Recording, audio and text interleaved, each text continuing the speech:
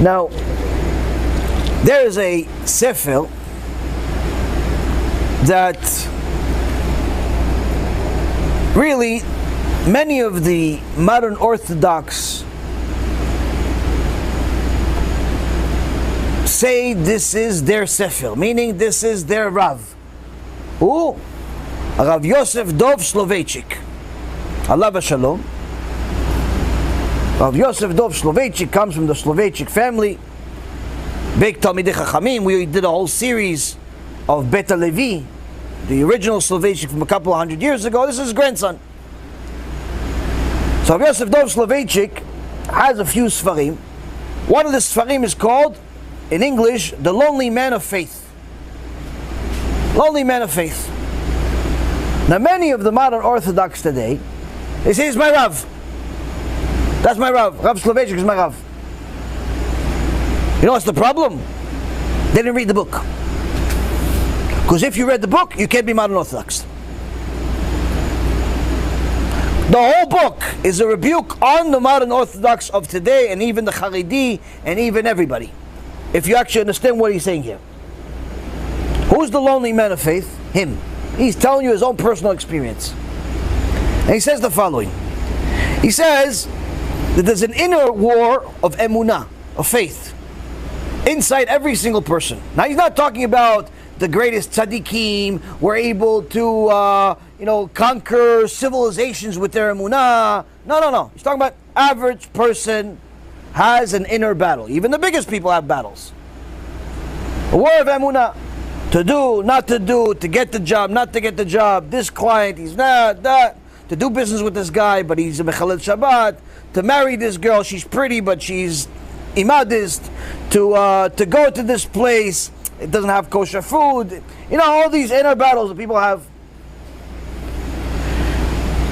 And the inner war of emunah of the average person is a constant battle between giving up altogether and gluing yourself, cleaving yourself to HaKadosh Baruch Hu.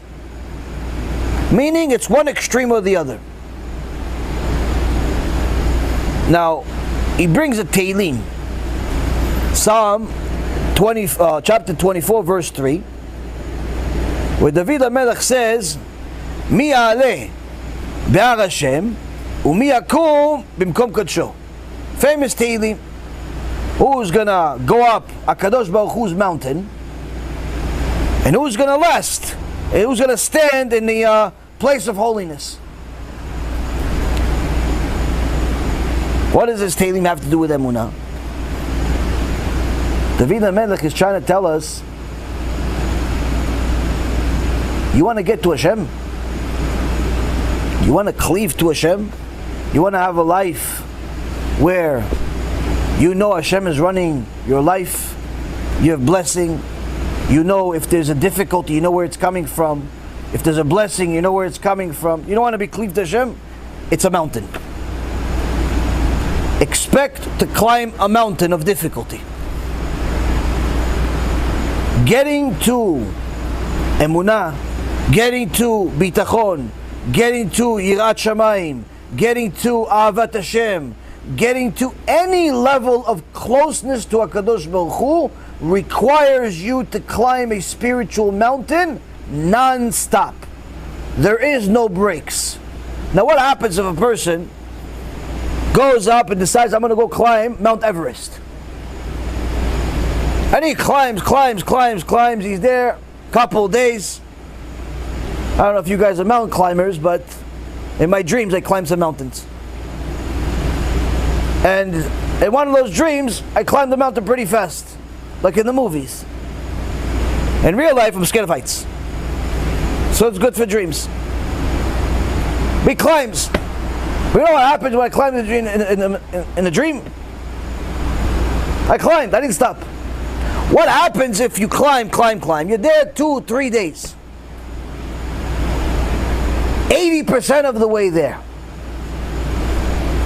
The weather, the animals, the difficulty, the near accident, everything. 80% of the way there, you say, Khalas, I'm finished. I'm done.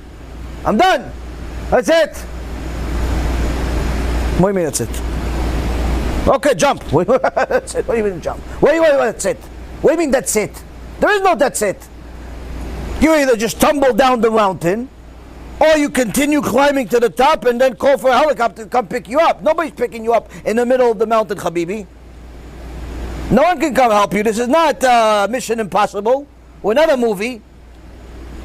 I'm gonna send you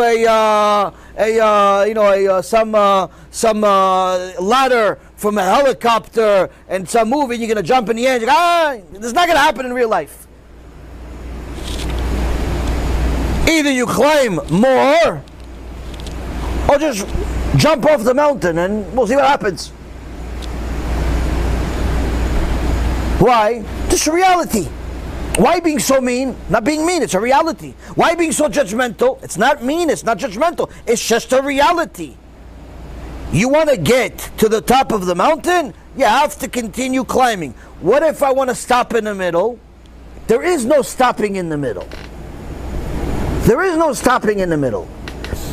That's one of the things that a Jew has to understand. And really every person has to understand. There is no stopping in the middle. Either you're continuing to go higher or you tumble down the mountain. Either you're getting closer to HaKadosh Baruch Hu or you're getting further from HaKadosh Baruch Hu. Either your prayers are getting better or you're slowly but surely becoming an atheist.